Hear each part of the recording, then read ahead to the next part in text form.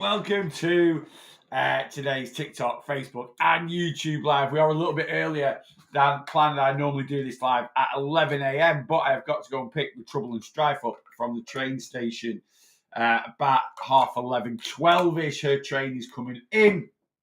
So I'm not going to be here, basically, at 11:30, 12 o'clock. So, I thought I'd jump on and do it now. I've been in here working away. Check-ins. It is Fri-Weigh. Fri-Weigh, yes, it is. Friday is when my clients check in. Why do clients check in on a Friday? Because it is generally, for 95% of people, the most accurate day to get your weight. Why? Because over the weekend, certainly if you're listening to my philosophy, over the weekend we enjoy a little bit more freedom with our eating.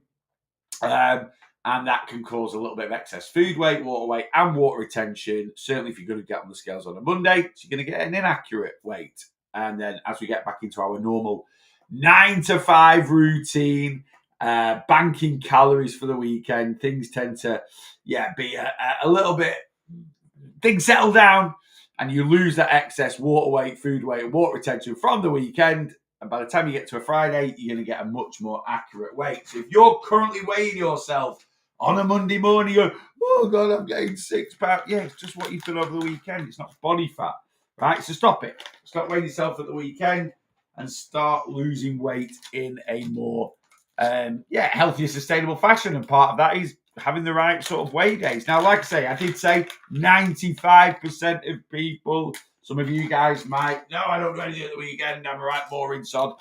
To be fair, I'm a bit of a boring sod at the weekends at times. Or you might be like, well, no, my weekend, because I work all weekend, is Monday, Tuesday. Therefore, if your weekend is Monday, Tuesday, then your weigh day might be Sunday. There you go. I thought I'd give you a bit of background to why we weigh on a Friday. Anyway, it is weigh day, Fri-Weigh. It's also first check-in day for Group 2 of the March 2025 challenge. Same as last week, guys. If you're on the challenge, I did put this out in a message yesterday. I'll do all the challenges in kind of a batch this afternoon. Don't get me wrong, I know a couple of you will be checking in. 2 of you are checking in, at least 2 of you are checking in tomorrow morning, which is fine. You've got to 12 p.m. on Saturday to check in for the challenge. But,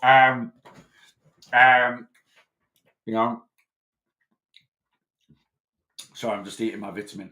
I'll do them all as a batch this afternoon. So even if you checked in really early this morning with your challenge, please don't panic. Oh, why has Neil not done my check-in? I get into challenge check-in mode because they're a bit more complicated than doing a standard check-in. And I just sort of tick them all off one after the other this afternoon. Anyway, there we go. So we do the top 5 this morning on TikTok. Let's see who is in. And in at number 1 is Hannah. At number 2 is Lisa. Paul is in at number 3. Mama Bear's in at number 4. And Lisa's in at number 5. Good morning, guys. Thank you as always for jumping straight on the live, coming and saying hello. Jill, good morning. Sheila, good morning. Cam's in, morning, mate. Good luck to all checking in and challenges today. Thanks, Lisa. Lynn's in. Hello there, Lynn. And Amy and Jill. Does the stomach shrink when you lose weight and eat less? Yeah, it does. It generally does. Like, does it shrink to, like, no. But obviously the stomach shrinks, like, day in, day out, right? Now, don't get me wrong. When we say, does the stomach shrink, right? Like I say, we call it the stomach shrinking. What happens is when you lose weight and your body gets used to consuming a few less calories, right? You kind of get more control over your appetite, right? But the stomach does tighten up. It's kind of a thing like if you don't eat, and this can happen. I don't know if this has happened to anyone in the past, but it's quite common with me actually. It's very rare I do this. If you don't eat throughout the day, right? And sometimes it'll get to like 6 o'clock at night and you're literally like, I've not eaten anything yet, right? Very rare occurrence for me that, but it can happen every now and then. And you're absolutely Hank Marvin, right? You're absolutely Hank Marvin. And then you make yourself I've got loads of calories. You make a great big plate of food. and you're halfway through it and you're just like, I'm absolutely stuffed. And that's because your stomach, it kind of tightens itself up. So when you eat breakfast and you put food into your stomach, it kind of ekes itself out a little bit. And it's kind of a bit of a ploy. It's what a lot of competitive eaters do.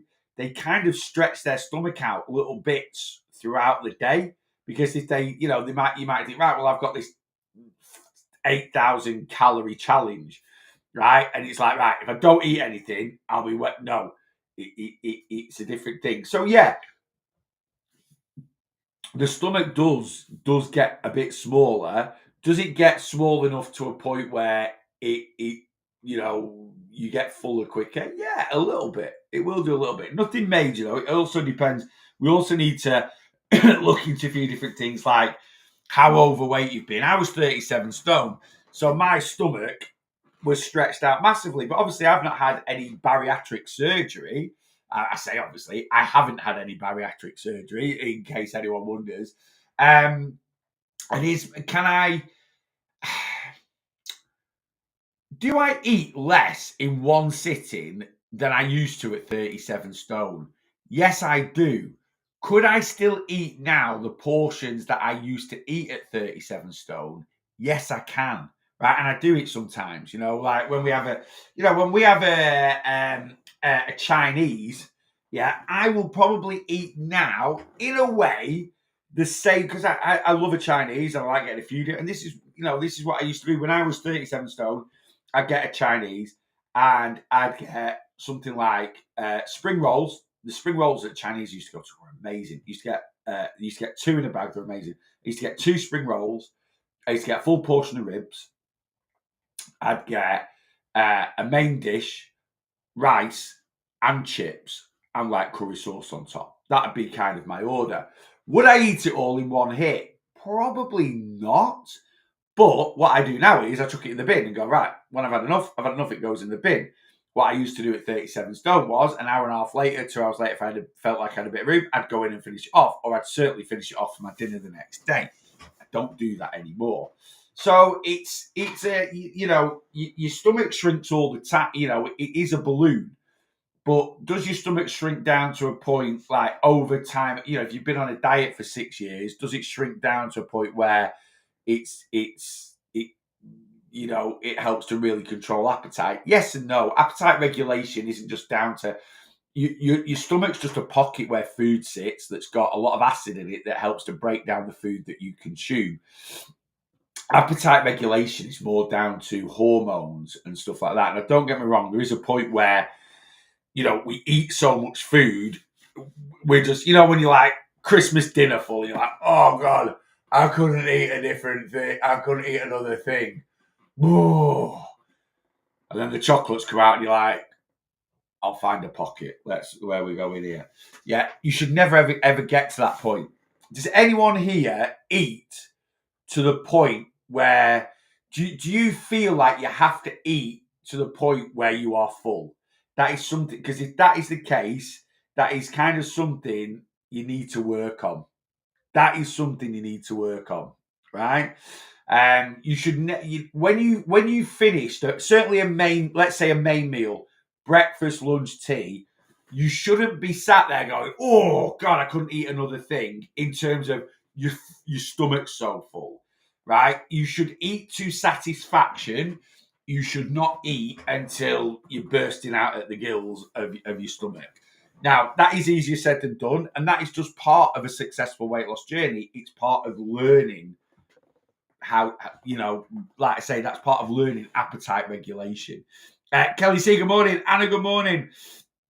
The boss approach has changed my weight loss 5. Best thing I've done, the boss coaching one-to-one. Cheers, Lisa. Thank you very much. If anyone else would like to get on my one-to-one plan, remember, I've got a code on at the moment, Spring50. Sign up is half price. I'm full for Monday. Then my next start date is a week on Monday, which is the 7th of April. So if you want to get signed up, get into my Linktree TikTok profile. There's links in my YouTube channels, links on my Facebook page to get to my Linktree. First tab in my Linktree is an inquiry form. You can fill that inquiry form in, send it over to me, and I will send you all the details. Morning, mate. Hope you're good. Morning, Tom. Tom's had a great check-in this morning. My problem is leaving food. Yeah, that is my problem. Therefore, I only put enough food on my plate to meet my calorie requirements. And that is, again, part of what's worked for me for regulating my eating. So, and I've done this from the start of my weight loss journey. I gave myself a calorie structure. So, if you're someone that you just plate up a big portion of food and you're hoping that when you're full, you'll stop eating, I don't do that. My calorie allowance for my tea is between 600 and 800 calories. So I never put more than 800 calories on my plate, or very rarely do I put more. Every now and then, there's no such thing as perfection, but I aim to stick to a calorie structure. If I've got between 600 and 800 calories for my tea and there's 700 calories on my plate, I don't need to leave food. I can eat the lot because it all fits in with my calorie allowance. And that is honestly really, really important. So, and this is where I hate wasting food. I hate leaving food. It is not very often I don't finish my plate. But since I've been introducing, I know I talk about them all the time, but I've been introducing these volume yogurt bowls, as I call them. Like I say, I've always had yogurt, protein powder, fruit, and a bit of granola. Call it the boss's staple. It's something I've eaten for breakfast for years and years and years. But recently, what I've done is I've swapped from fresh fruit to frozen fruit, so I can afford to have a lot more fruit. Um, and basically, I'm literally having 250 grams of fruit, of frozen mixed berries, so blueberries, raspberries, strawberries, mixed with 150 grams of yogurt. So that's nearly 400 grams of food. I had some protein powder in there. I had some chia seeds in there. And what I did yesterday was I made it the day before. So I mixed 10 grams of chia seeds into the yogurt, into the fruit and everything. Made it the day before, put it in. And what chia seeds do is they soak up a lot of fluid. Now, don't get me wrong, the fluid's the fluid. When you eat it, you eat it. But it made it a lot more, it made it thicker. And it just felt like it had a bit of a bigger consistency. Again, sometimes it's just a mind thing. But yeah, I've been having these sort of 500 gram. I had two yesterday. I had one as my bedtime snack last night. Right? Because I've been struggling a little bit this week to regulate my appetite a little bit. But then you've got to work with your body to give it the best tools you can to help regulate your appetite. And for me, like I say, I've been doing these big volume yogurt bowls. And since I've been doing them, I've been doing them since about mid-February. Since I did the food warehouse shopping vlog on YouTube, and since doing that, around about mid-February, I've been introducing these, and I have had a couple of few occasions. It doesn't happen that often, but the other night I did a homemade Chinese. I think it was Monday night. I didn't eat it all. I ate all my chicken. I left about a third of the rice. I reviewed on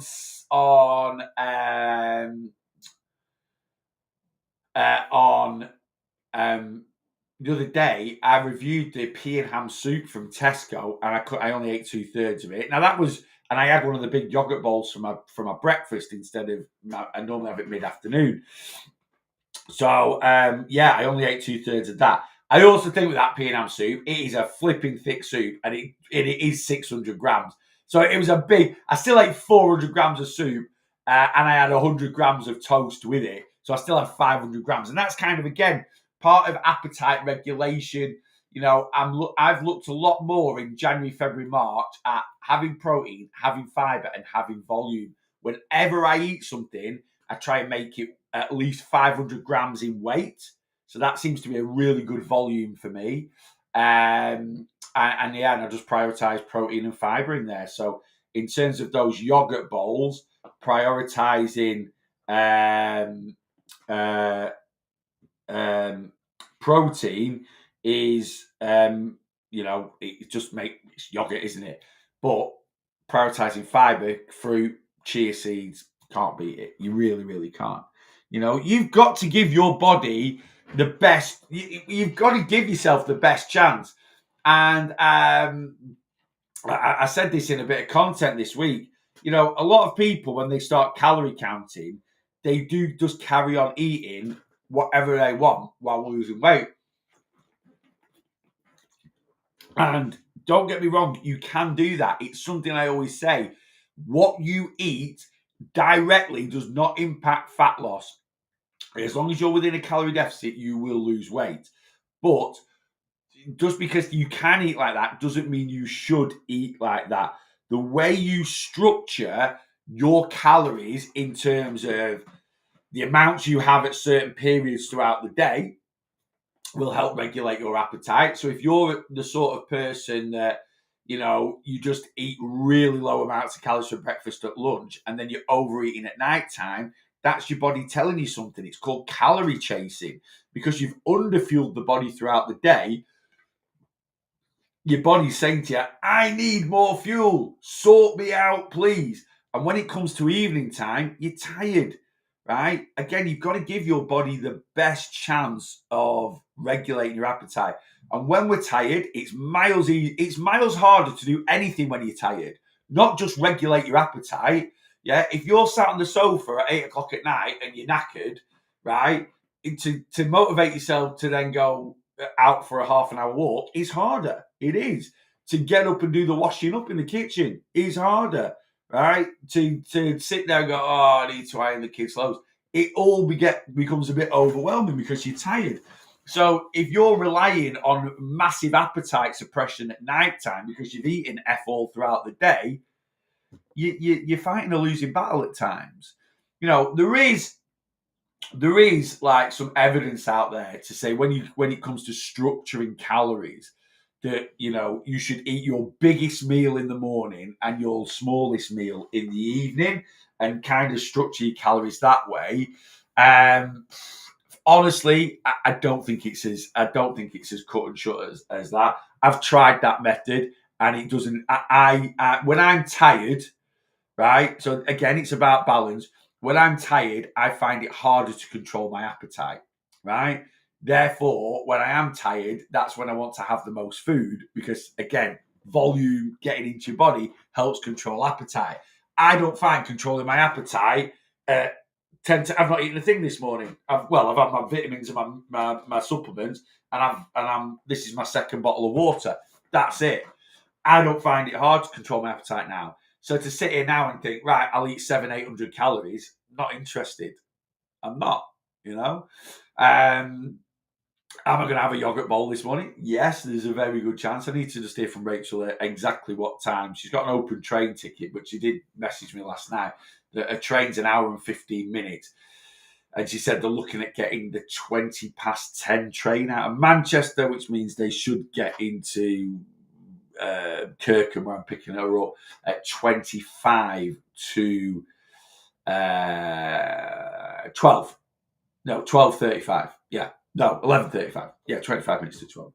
Why am I talking about race coming back from Manchester? I have no idea. Oh, yeah. So I want to go to the gym this morning. I'm trying to time it where, because the train station Rachel's coming to is literally 1.5 miles from Ribby Hall Village where I go to the gym. So I'm kind of like, right, well, she's in for about 11:30. If I can get to the gym for about 10:30, then I can train for 45, 50 minutes and then jump in the car and go and pick her up. Hence doing this live now. I don't like training with food in my system or loads of food in my system. I did it last Sunday. Last Sunday, we were planning on taking the dogs to the beach and we sort of got up. We hadn't even opened the curtains. Got up, had some breakfast. Guess what I had? Yeah, yogurt bowl. It's my addiction at the moment. And then we opened the curtains up, and it was peeing it down. And we were like, So I looked at the forecast, and it said it's actually going to come out fairly decent from about 12 p.m. So I just said to Rach, right, instead of going to the beach, let's go to the gym so we can get our movement in, and then we'll just walk the dogs around the village. Yeah, they're not going to get a run, but I'll get them out in the field this week because the weather's going to be good, which I've done. So anyway, and I went to the gym, and I'd eaten at probably about 8:30, and we got to the gym for 9:30, and I was like, yeah, I don't like training with loads of food in my system. So why I'm saying that is I'm going to come off this live at about 9:30 this morning, and then I'm going to look at what to eat because I'm going to be at the gym in an hour. And I'm feeling a bit peckish. So I might actually just have a protein bar. I might just get a protein bar down me, that'll keep me going to the gym. I don't need any carbs or any fuel for going to the gym. I'm pretty carbed up anyway. For yesterday, I ate quite a lot of rice and stuff yesterday. So yeah, there we go. So there's lots of different things for regulating your appetite. There really, really is. What do you have in your yogurt bowl? 240 grams of frozen fruit, 150 grams of 0% fat Greek yogurt, 20 grams of protein powder, 5 grams of honey, 10 grams of chia seeds, and then a sprinkling of granola. It is on my YouTube channel. The recipe is called my Natural Manjaro Bowl. It's just a little cheeky play on words because obviously how Manjaro works for weight. Everyone's on, well, not everyone isn't on. I know it seems like that at the moment. Everyone isn't on Manjaro at the moment. It just seems like it because if you are taking it and talking about it, your FYP and your reels, everything will be full of it, right? But how Manjaro works is it slows down the digestion of food. It keeps you fuller for longer. We can do that naturally with how we eat and how we, hydration, but it is harder to do it naturally than taking a jab once a week. But yeah, that's why I've called, because like I say, from having these yogurt bowls, these big volume yogurt bowls, as I call them, they are literally just suppressing my appetite. If I have one at about 2:30, 3 o'clock, so if I have my lunch at about 1, then I have one of these yogurt bowls at about 3:30, I'm not even interested in eating tea at about 6:30, 7. I still do. And I'll tell you why. Because then if I have my tea at 6:30, 7, I don't need anything after it. Like, we used to snack at night time all the time. And I love an evening snack. But I will never eat for the sake of eating. So what I used to do with my eating was, when I'm being very calorie conscious, I wouldn't have my protein shake in the afternoon. That would be, so I'd have breakfast, lunch, tea. And then at night time, now don't get me wrong, you're like, well, you're having a yogurt bowl. Yeah, but nighttime snacks, again, tiredness. You don't always feel like whipping up something that's a bit more healthier and a bit more filling. So we would generally be having I'd have a bag of lower calorie crisps and a protein bar. And we just got into the habit of doing it. And I'm not saying there's anything wrong with that. It fitted in with my calories and this, that, and the other. But did it support my journey as much as having a great big yogurt bowl in the afternoon, loads more protein, loads more fiber, than having just my normal tea and then not eating anything? No, it doesn't. Right? It doesn't. Yeah.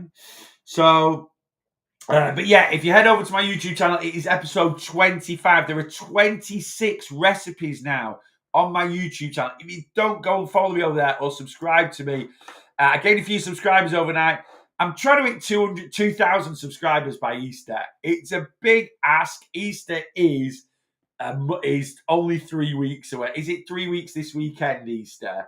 And I've been gaining on an average about 120 subscribers a month. So I need 106 subscribers to get to 2,000 subscribers. I got 3 yesterday, which is very good. Thank you very much for that. So if you don't subscribe to me on YouTube, I would absolutely, please go over there, drop me a subscribe. It's amazing. Someone said this about a week or 2 weeks ago on a vlog I was watching on YouTube.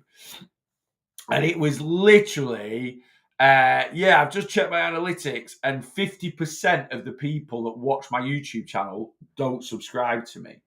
And I've checked mine, and mine's roughly the same.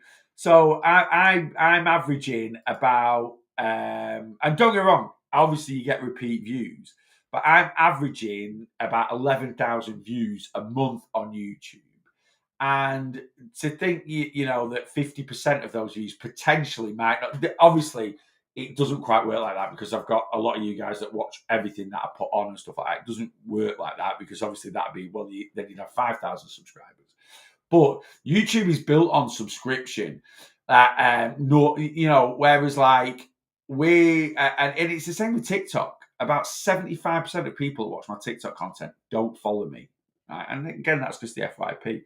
But anyway, and the only way to build YouTube up really is to promote the channel. There's not really a massively organic way. TikTok, Facebook, Reels, they've kind of opened the algorithm up to build it up quite organically, because people see your reel, they see your FYP. They're pushing content out a lot more to people nowadays. It used to be very, certainly Instagram and Facebook is very ad revenue based. So unless you spend money with Meta, like promoting certain posts, they kept your content very, very tight knit.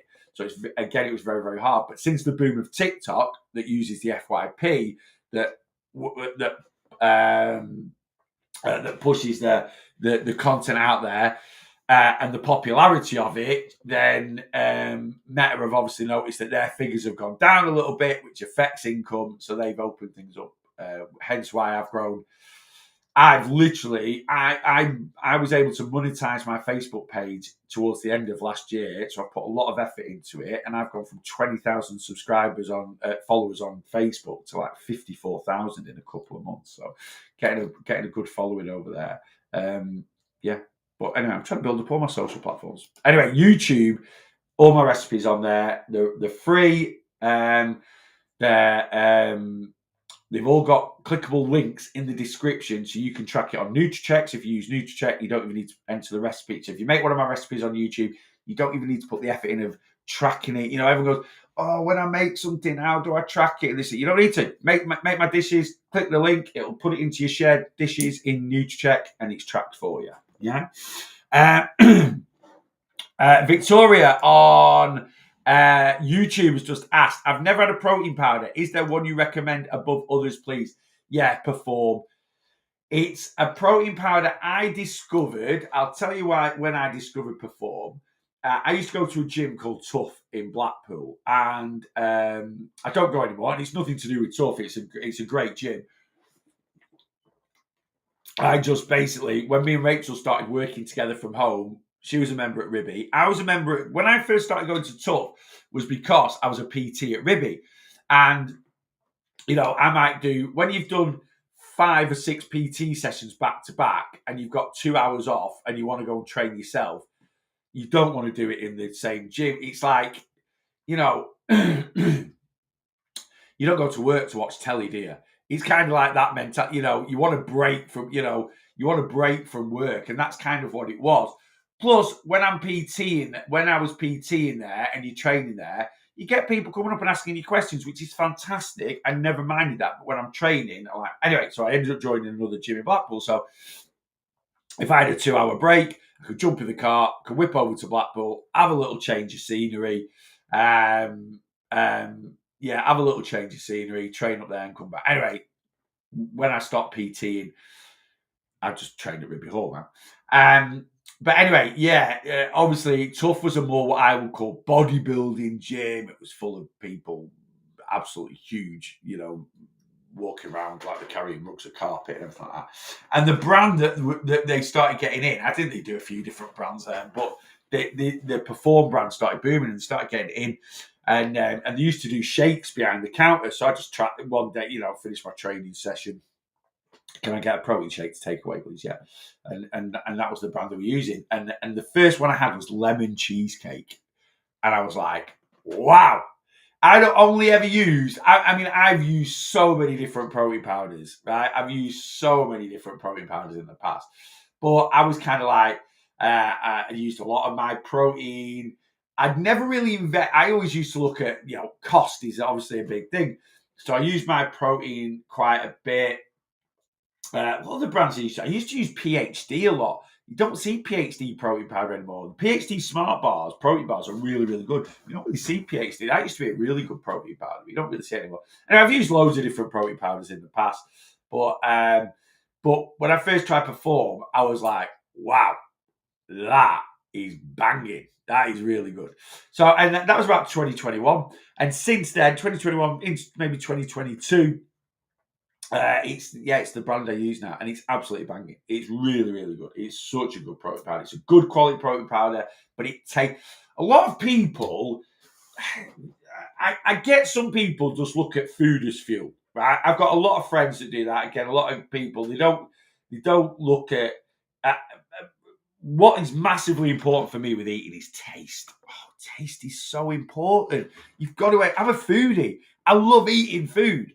Right? It's not just an emotional thing. It's not just an addiction thing. It gives me a kick. I've got friends that just they like food, but it doesn't light up their life. It lights up my life. And I don't mind admitting that. You know, I've got some right weird friends and we'll go out for tea with them and they'll be halfway through the tea. I've had enough. Who are you, you absolute weirdo? Right? Because I don't do that. I finish my, and especially if I'm going out for my tea and I'm flipping paid for it, it is getting done in big style. But and when we go, we've been on holiday with friends and stuff, and we are so food orientated. And I'm just like we're going to Tenerife in October. We go to this hotel in Tenerife. We've been. This will be our third or fourth time. I'm such a creature of habit, but I really, really like it. And there's a Facebook group for this hotel, and I just asked in the Facebook because I booked it originally half board because I couldn't remember. Like I said, we've been before, but we've not been since 2022. And I just sort of said, right, we booked off board. Can you have lunch instead of evening meal? Because we like to go out for our tea every night. And so many people in the comments were like, the food is really good in the hotel. It is really good. It's only a buffet, but the food is decent in the hotel. I'm not saying it's not. And everyone in the comments of this question was like, just eat in the hotel. It's amazing. It's fantastic. And it is only about to go to the difference between bed and breakfast and half board is about £45 each. And everyone's like, for what it costs, you might as well go off board. And I'm just like, I'm a foodie. When I go on holiday, calories don't count. It's when I have a really good week of freedom with my eating that I enjoy. And just, staying. I don't want to go I don't want to go on holiday. Are you coming up? I don't want to go. Yes, morning, Blossoms, routine. You say morning on the live. Hello, I know. I don't want to go on holiday and just sit in my hotel for 24 hours a day, 7 days a week. Some people do, and that's absolutely fine. I'm not criticising people for that. If that's what you enjoy, and I certainly get it. If why do we go on holiday most of the time? Sun, right? We do, yeah. We go for the weather. If it was, hello, I know. If it was 25 degrees here, 26 degrees here from April to September, would we go on holiday as much? Absolutely, would we toss? I'd be like, right, barbecue this weekend, get my sun lounger out in the garden and chill my beans here. But we go on holiday for the weather. So I totally get why people, especially if you've got kids, you book an all-inclusive for a week, you sit in the hotel for a week, you just chill your beans, jump in the pool, do all the animation, do the entertainment at night time. Get it? Me and Rach don't like to do that. No, you're not chewing that. Me and Rach like to go out at night time because we're just foodies. We are just absolute foodies. Yeah, we've been on holiday with people. And in fact, we talked to some people when we went to Egypt, and we were a bit like, I actually thought the food was decent for what we paid for the hotel. The food was decent. Because it was such a big resort and it wasn't easy to just walk out of the resort. Like in Tenerife, it's easy. Tenerife, you just walk out, there's restaurants everywhere, isn't there? It wasn't quite like that in Egypt. You had to travel to a local area to find restaurants. It just, So food's a big thing for us, and they were literally, and Rachel was like, "Yeah, the food's all right." I thought the food. I'm not as fussy as Rachel, so I thought the food was much better than what Rachel did.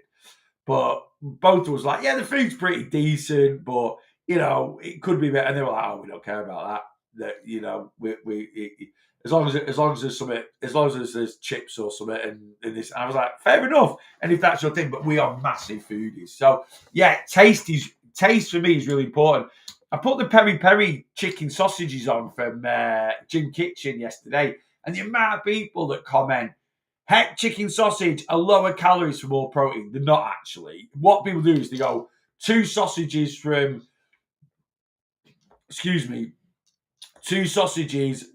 Jim Kitchen's 134 calories for 18 grams of protein. And then people go, yeah, but 2 heck sausages is only 80 calories. Yeah, but they're tiny, the chipolatas, right? You need 4 heck sausages to be the equivalent of them. But what people seem to negate with the heck sausage, and I like heck products. I'm not having a go at heck products at all. But, and this is the same whether it's heck chipolatas or Aldi's version of chicken chipolatas, right? They're like rubber bullets, especially if you just overcook them. Now, don't get me wrong, if you make them and you chop them in half and you whack a bit of cheese on and a bit of sauce and put them in a butty, so they're not bad, right? I'm not saying that, right? They're palatable-ish, but they're not the best tasting. And that for me is so important. Tasty. So anyway, let's get back to the protein powder. Perform is the best tasting protein powder I've had. It's absolutely banging. It's really, really good. I've not bought any for ages. I've gone through a habit of every time there's a new flavour come out, I buy it and this, that, and the other. And I've got about 35 tubs of the stuff. So I'm just kind of working through what I've got. But Perform, I would say, if you've never tried it before, you can go and buy samples of it. There's quite a lot of companies now doing the samples on TikTok Shop, actually, where you can go and buy a few samples. So they're expensive, the samples. You're going to pay £2 for 30 grams, right? Which would make the smaller tubs, 900 gram tubs, £6 per 90. So it make a smaller tub is 20, is depending on where you get it from, 25 to 30 quid for the smaller tubs of Perform. Whereas if you got the same volume in the sachets, that's 60 quid. So the sachets are expensive, but there's no point buying a tub and it not, you're not liking it.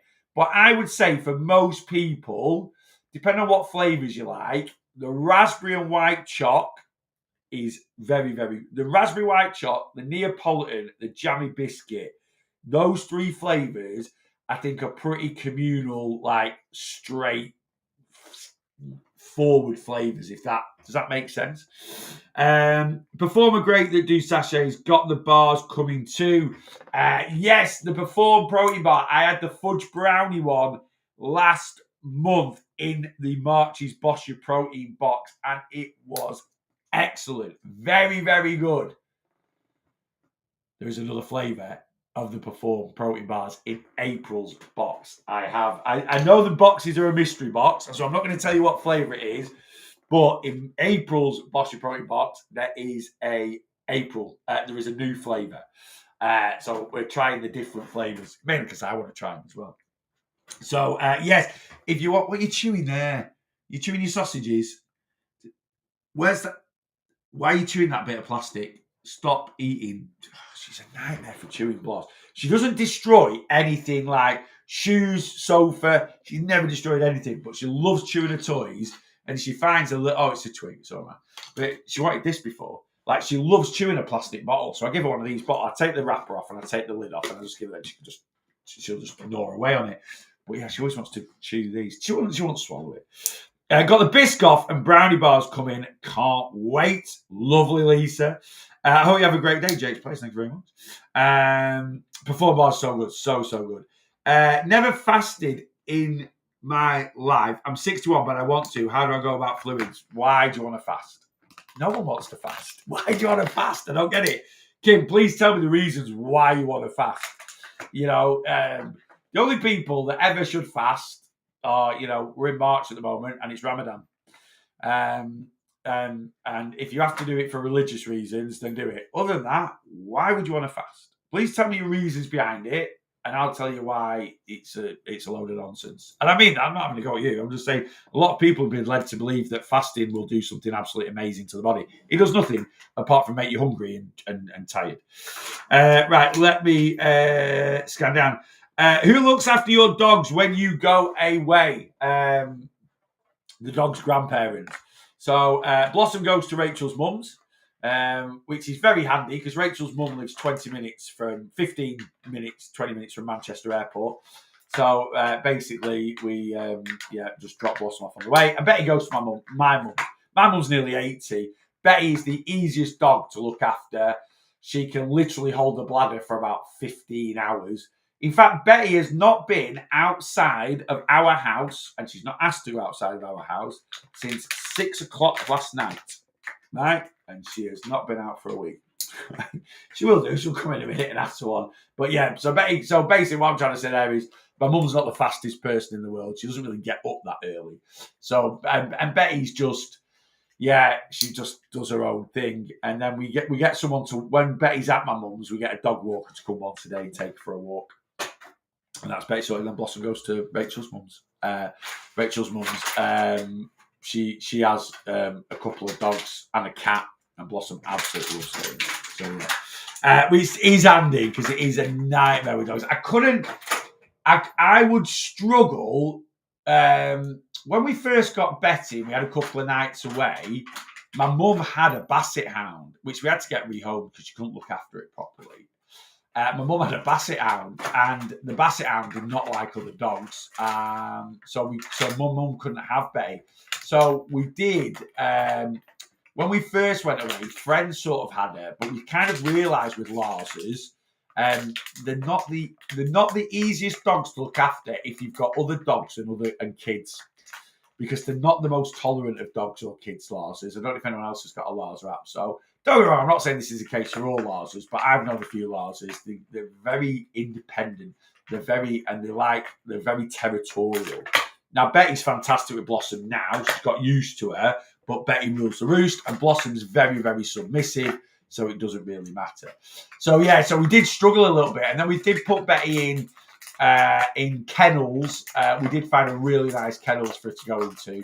So we did do that for one holiday, but we couldn't do it, and I don't think we could do it with Bloss. I think Blossom would be absolutely fine in kennels. She's very chill. She does like a lot of attention, which I don't think she'd get in the kennels. But it's just us personally, we couldn't do it. So, Rachel's mum will always have Blossom. The only time we'd ever struggle for dogs like going away is if my mum ever got to a point where she couldn't look after Betty. That's something we'd have to tackle. But we'd tackle it. You just have to, don't you? Anyway, let me scan down. Advice: RE toning belly, stroke lost weight, skin tone crap. Yeah. Do you mean like getting rid of what you can't?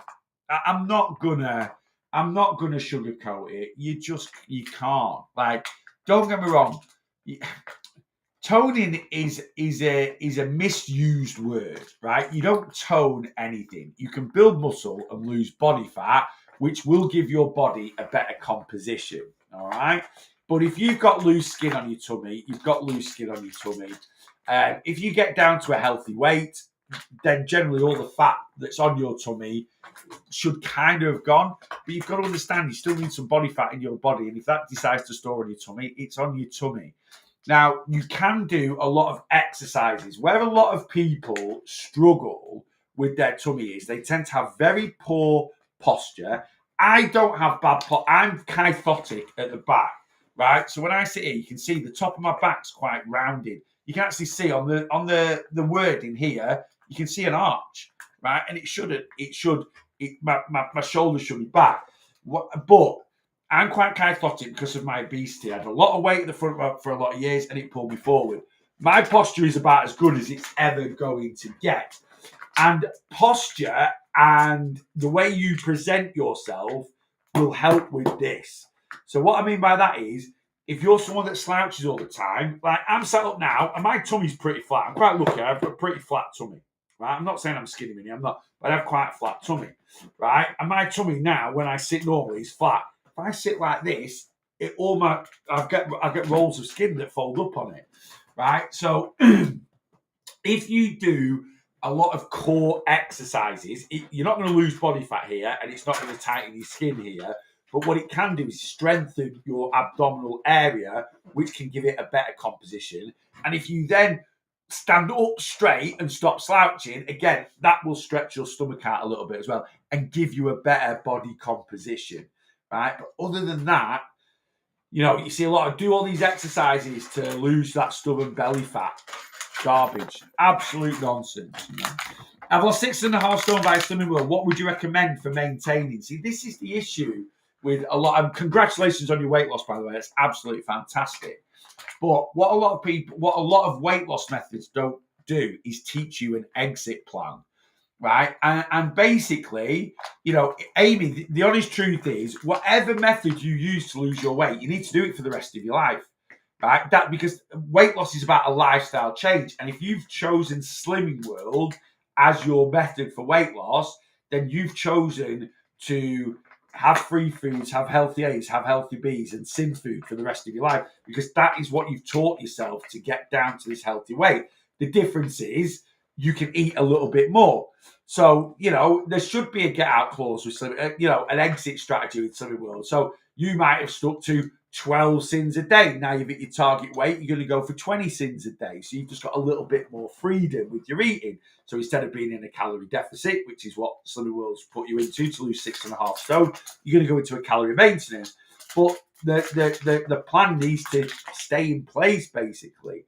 Now, if you're genuinely like, yeah, I did choose Slimming World, I've lost 6.5 stone, but I'm absolutely done with it, Neil, and I can't see myself sinning food, healthy A's, healthy B's, speed food for the rest of my life. What can I do about it? Well, move on to calorie counting, right? Because that's all Slimming World's done. It's just put you into a calorie deficit. If you are in a calorie maintenance, you can't physically gain body fat. It is impossible, right? It is impossible. Again, we need to understand when we go from being in what we might call a dieting phase into a weight maintenance phase, or when we go from a weight loss phase into a weight maintenance phase, you're going to eat a bit more food, right? Because your calories are going to go up. Your food weight, water weight, and some water retention in the body. And again, a lot of people panic. They get down to their goal weight, 155 pounds. They then move into the maintenance calories. The next time they get on the scales, they're 160 pounds. Oh my God, I've gained 5 pounds. Right, I need to eat. Like, no. It's just your average. You've always got a certain amount of food in your system, always got a certain amount of water in your system. You start eating more, drinking more, that average is going to increase. So if you're in a weight loss phase, eating 1,800 calories a day on average, I'm just plucking random numbers out here, but your average food weight in your body might be 4 pounds, right? So there's always 4 pounds of food, whether it's in your stomach, small intestine, large intestine, or in your bowel, ready to come out the other end, right? It's 4 pounds. When you increase your calories, you're not chewing that, no. When you increase your calories to 2,200 calories a day, which is your maintenance, 2,223, right, which is your maintenance calories, your average food weight might then increase from 4 pounds to 6.5 pounds, right? So that is going to show on the scales, right? Your average water retention in your body might increase by another pound. So that's going to show on. So you're going to be 3.5 pounds heavier. You're not getting fatter. You can't physically gain fat in a calorie maintenance, right? Amy Logan, if you want to start maintaining your amazing 6.5 stone loss, TikTok profile, click on my link tree. You are on TikTok. Anyone on YouTube, Facebook, go find my link tree. Send over an inquiry form. Come join my one-to-one plan. It costs the same as Slimming World. Right, so if you've been doing Slimming World, you might. A lot of people say they've been doing Slimming World and they've just been following recipes. They've not actually been going week in, week out and weighing in. But if you have, my one-to-one plan is it's 15 quid to sign up, $29.99 a month. And what we'll do is we'll ease you out. A lot of people call it reverse dieting. You don't need to do that. That's a bit of nonsense. But if you've never done calorie counting before we get you into the confidence of maintaining your weight, we'll probably put you in a bit of a calorie deficit for a couple of months, 3 months, get you used to calorie counting, get your confidence up, at least keep your weight exactly where it is, right? And then after that, we can then move you up into once you've got used to calorie counting and whatever. I mean, you might have done a bit of calorie counting, so you might be used to it. We can then move you into maintenance calories and keep an eye on things and get you into that routine of maintaining. It's a lot healthier and sustainable to maintain your weight simply looking at calories than it is to try and do your healthy A's and your healthy B's and your C's and stuff like that, which is really complicated. Yeah. Thank you. We'll have a look and send it over. I appreciate it. Amy, not a problem at all. We always need that exit strategy to come out of weight loss. What I tend to do is, what I tend to do is, got my foot stuck. What I tend to do is, with clients, when you're on my one-to-one plan, I teach you weight loss breaks. I teach you how to take maintenance weeks. I teach you how to take surplus weeks while you're on your weight loss journey. And that kind of primes people up. So when you're wanting, if your main goal is weight loss, right? Yes, you want to be in a calorie deficit, but you're only going to be in a calorie deficit for so long. Basically, let's look at a year, 52 weeks in the year. If your main goal is weight loss, out of 52 weeks of the year, my clients, I try and get them to be in a calorie deficit 40, 42 weeks, right? Maybe a little bit more, maybe up to 44 weeks. And the other 8, 10 weeks or whatever, right, doing a calorie surplus or a calorie maintenance. Christmas, week to Tenerife, maybe just having a week, going to Butlins for the weekend or whatever. We'll change calories a little bit.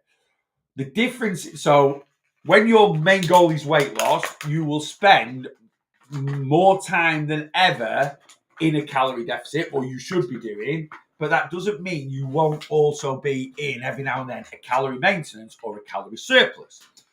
When you get to your goal, your weight loss goal, and you then want to maintain your losses, what you'll do is you'll literally swap calorie deficit and calorie maintenance. So like I said there, your main goal is weight loss. I want my clients to be in a calorie deficit 40, 42, 44 weeks of the year. And then the other times, calorie maintenance, calorie surplus, right? When they get to their weight loss goal, I then want my clients to be in a calorie maintenance 40, 42, 44 weeks of the year. And the other 8 to 10 weeks will be calorie deficit. Or you're still always going to have little periods going into a calorie deficit. Christmas is calorie surplus. If you have a period of calorie surplus for a week or two, then the following 2 to 4 weeks after that is probably going to be calorie deficit, right? Everyone does it. Someone that's never had a weight issue, right, and has never counted a single calorie, they will enjoy Christmas and be a bit more indulgent than normal and gain a couple of pounds. And they then naturally, after Christmas, rein it in, might go to the gym a little bit more, might do a few more steps, and they'll just naturally lose that weight, right? So don't think this is anything abnormal. It's not. Everyone, you might have a mate that never seems to have a weight issue, right? And that mate that never has a weight issue, they don't do 52 weeks a year in a calorie maintenance. They'll do, like say, 40, 42, 44 weeks a year calorie maintenance. They'll do some weeks, again, all-inclusive holidays, Christmas in a calorie surplus, and they'll subconsciously do a few weeks a year in a calorie deficit to lose any weight they might gain from those surplus weeks. That's how it works. That is how it works, right? And you'll be no different when you get to your goal, yeah?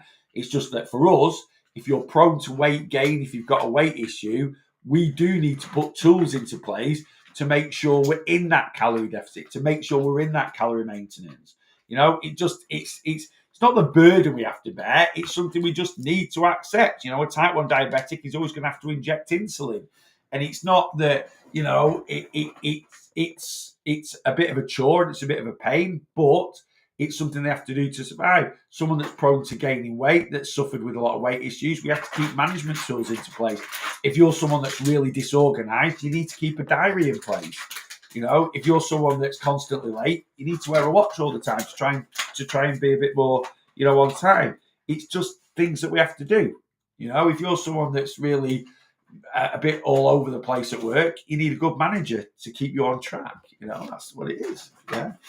Please do an example of what I eat in a day for me, if you would. Sammy, I do so I used to do some what I eat in a days on TikTok, but now I just literally post everything I eat on Instagram.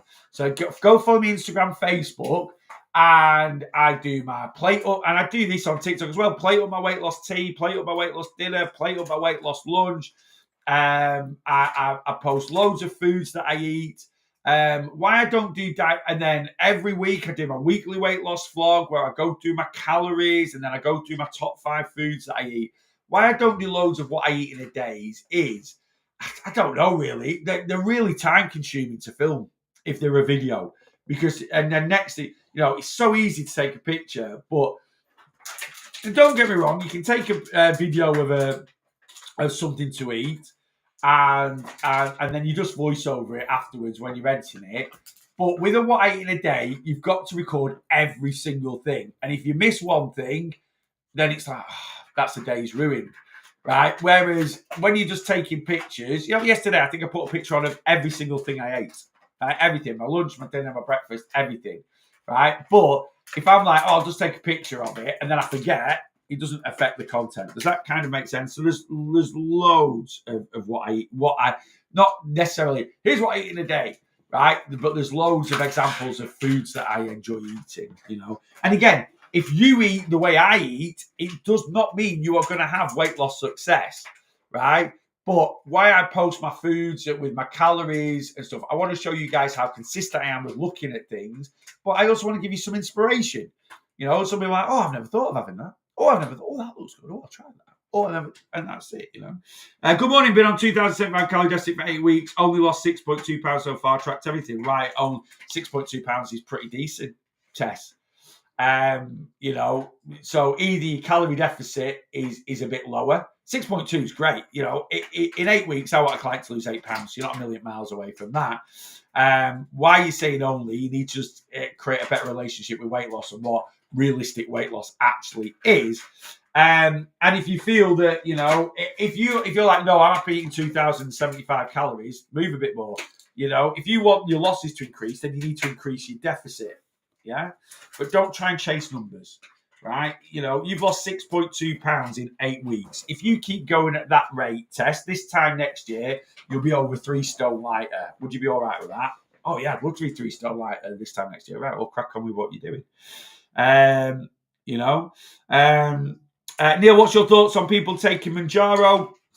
My thoughts on weight loss injections change all the time in a way, but episode 48 of my podcast, I did upload episode 51 yesterday. Episode 48 of my podcast, again, if you're on TikTok, head to my TikTok profile, Facebook, YouTube, go find my link tree. There's links in there to my podcast. And episode 48 of my podcast is all about Mounjaro. It's about my thoughts on it. I'm coaching quite a lot of people on Mounjaro. I'm probably up to about 15 now. We do have a dedicated Mounjaro GLP-1 WhatsApp group as well on my plan. So if you are currently on MJ and you want to make sure, look, Mounjaro is not cure. It is a tool that can help you lose weight if used correctly. Are you using it correctly? And if you're a bit unsure, come on plan. I'm not saying my plan is a Mounjaro. I don't want to get wrapped up in all that. But, Mounjaro will be like anything else. It will become the next fad diet in your life that you can tick off. You can add it to your Slimming Worlds. You can add it to your Weight Watchers if you don't do it in the right way. If you do it in the right way, can it be a great tool to help you lose weight? Absolutely it can. Just like there's 20 tools out there that will be amazing if you use them correctly to help you on your weight loss journey. And this is where a lot of people go wrong. They just focus on this one single approach, right? And it's kind of like, no, you've got to put a package into place, and whether you're on Mounjaro or not, again, you need to understand an exit strategy. You're not going to be on it for the rest of your life. You can't be. Right? You physically, some people, someone said last week, Carl, I'm a lifer, I'm going to do it for you're not. Well, if you do it for the rest of you, look, you can do Mounjaro for the rest of your life, and some people might if they're type 2 diabetics, but it's not going to work for the rest of your life. That's what you need to understand. Your body will become immune to the suppression. So it's absolutely pointless taking it. At the moment, the shelf life is 2 years. Right, 2 years you're going to come, but I can't see more than 1 or 2% of people that are on it sticking to it for 2 years. I really, really can't, and you shouldn't have to. You shouldn't have to, because while you're taking this tool, you also need to be teaching yourself the changes made, because this is what a lot of people do. The lady that just said then about Slimming World, people do Slimming World, lose a great amount of weight on it, and then they want to come off and maintain. And there's no exit strategy. They literally come off it, go back to old habits and gain the weight back. So, you still need, while you're taking this injection, to address your lifestyle and what's led you to have this weight issue, right? You're just going to have a little helping hand to help control your calories, but you still need to understand calorie intake. You still need to understand how to naturally suppress your appetite and not to use medication. You still need to, do the things that improve your mental health. You still need to address the things that have led you to have a weight issue in the first place. Why are you overweight? Do you ever truthfully ask yourself that question and then truthfully answer it? A lot of people, and I did this for years, they used to ask me, why are you overweight? Because I've got a slow metabolism. Absolute BS. Why are you overweight? It's because I have a poor diet. Absolute BS. Right? Why are you overweight? It's because I'm a bit lazy. Absolute BS. Now, don't get me wrong. All those things are contributing factors. I did not get to 37 stone because I made a few poor choices with my diet, right? And I was a bit of a lazy sod. I got to 37 stone because I had massive emotional eating issues. And most people that are obese or heavier have the same issue. As severe as mine? Maybe not. More severe than mine? Maybe. We'll only know that when we get into it and get to the crux of it. But, look, if you're sat there now watching this live and you're currently 11.5 stone and you'd love to be 10 stone, then I always say this, there's different levels of issue. There always is with anything. Someone that's £2,000 in debt and someone that's £100,000 in debt on credit cards have two very different. They're both in debt. Just like say, so someone that's a stone and a half overweight and someone that is 10 stone overweight, you are both overweight, but you both have different issues to tackle, right? And like I just said there, someone that's £2,000, that's right, okay, right, I've got £2,000 on my credit card, I need to pay it off, right? We normally spend about £300 a month eating out. We're not going to do that. We're going to cut that in half, and then within the next 10 months or so, I'll have my credit card paid off, and it won't compromise our life too much. We're just going to cut down on the luxuries a little bit until it's paid off. Sorted. Someone that's 100 grand in debt on credit cards, isn't going to solve that issue by going to Miller and Carter once a month instead of twice a month. Right? That ain't going to happen. There's more drastic actions. It could be a case of, right, we need to downsize our house, we need to get rid of the cars, massively reduce our outgoings. You might even need to get another job, second job. You might need, there's all sorts of things that you'll need to do. Right? So, and that's kind of the way it works with weight issues. Yeah. Is there therapy we can do to address the emotional attachment to food? Look, I'm not a therapist, but it's something I try and massively help when you come on my one-to-one plan.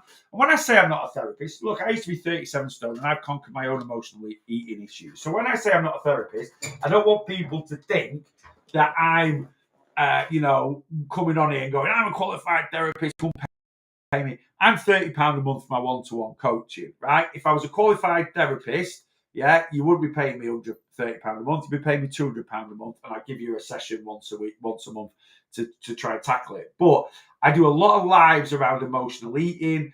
I do a lot of lives around things like self-sabotage. I do a lot of lives around, past trauma, things that, points in time that have led you to turn to food, because that's how I sorted out my own emotional eating issues. I had to address things in the past.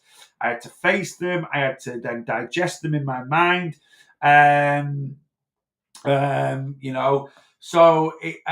what I do, and that's why I try and help my clients. Also, if you're on my one-to-one plan, you can WhatsApp me whenever you want to. So even if one of my clients messaged me, that I'm not going to go into any details because it's very, very personal, but one of my clients is really struggling emotionally at the moment. The mental health is rock bottom, and they just reached out to me the other day. And I said to him, I said, look, I'm not a therapist, I'm not a psychiatrist, I'm not going to claim to be, but one thing I have learned on my journey is it is very, very good to talk. I know it's a cliche saying, but it really, really is. But it is very, very hard to talk to people that know you. It's very, very hard because we put a front on. I always found that. I always put, if a lot of my friends heard about the issues I had, be like, no, not you, Neil. None of my friends knew I was manic depressive. None of my friends knew I was on sertraline for most of my adult life, because I kept this barrier between them because, I didn't want to show weakness. I had weakness. I was 37 stone. I was morbidly obese. People used to question me about it. And I used to show, no, I'm happy. I'm the big guy in town. Everyone used to call me the big dog. They still call me that now, to be honest with you, but I don't mind. But, everyone used to, this, that, and the other. And but no one knew how emotionally broken I was inside because we put this front on. And it's very hard to talk to people that you know. And I literally said to this client, look, yes, you're my client, but I don't personally know you. You don't see me on a day-to-day basis. Also, I need you to understand there's absolutely zero judgment from me. So even if it's just writing a journal or opening up and letting go of whatever's in your head and just getting it out there in a message and sending it to me, I'll read it and I'll try and give a bit of advice as I can, and I'll try and certainly give you some empathy and understanding, and just things like that can help massively. Honestly, they can. I found it very hard to open up to a therapist. But when I did eventually unlock the key that allowed me to open up to a therapist, it massively helped, Right. Neil helps a lot. He's very understanding, caring. Thank you, Maureen. So it is, but it is something we need to tackle. And if you don't tackle that issue, I'm going now, boss. Yeah, I'm coming off now. I know. You're not having that bottle top. You come up here like, oh, I want a cuddle, Dad, and you want the bottle top. That is what you want. Get a dog. Best therapy in the world. Look at that. How can life be bad when you've got this thing, jumping on it, coming in for a cuddle? Ooh, you're so cute. And I mean that genuinely. Dogs are amazing therapy. They really, really are. But yeah, I try and address these issues as best I can for you guys on Planet and in the community. Right, guys, I've got to go. I've got a bit more work to do, and then I need to message Rachel and see if we've got a train time confirmed. But yeah, if you want to know my things on Manjaro, I don't think my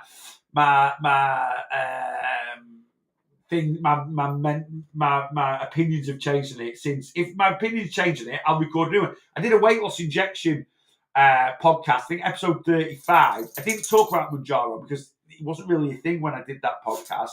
But then I've done the Manjaro one, and if my things change, then yeah, I will do another podcast. But I've ended up, not that I've ever advertised that I've got a GLP-1 plan. I haven't, but I've just ended up with clients especially going, I'm going to give Manjaro a go.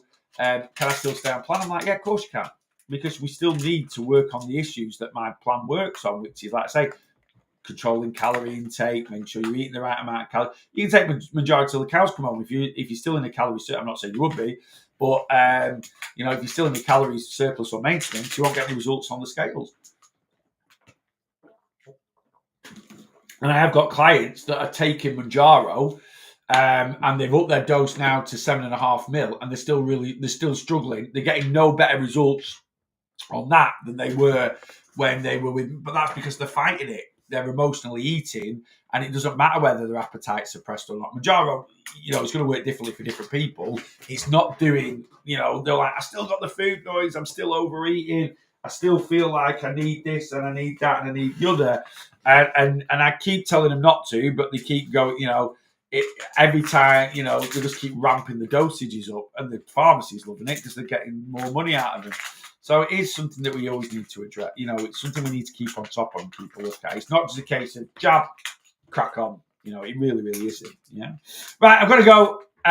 Pleasure as always. TikTok, I'll sign off to you first. I will see you. I don't think I'll be back now. I will see you Monday morning, 8:30 a.m. And then you lovely people over here on YouTube, on Facebook. Yeah, again, I definitely won't be back on Facebook or YouTube live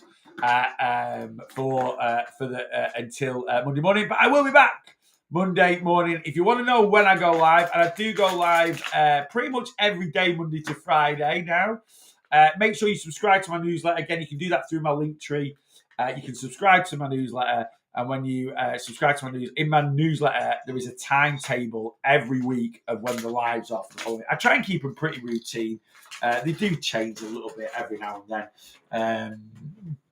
But yeah, subscribe to my newsletter, and every Sunday you'll get a timetable knowing when I'm going to go live. Right, have a great weekend if I don't see you. And I'll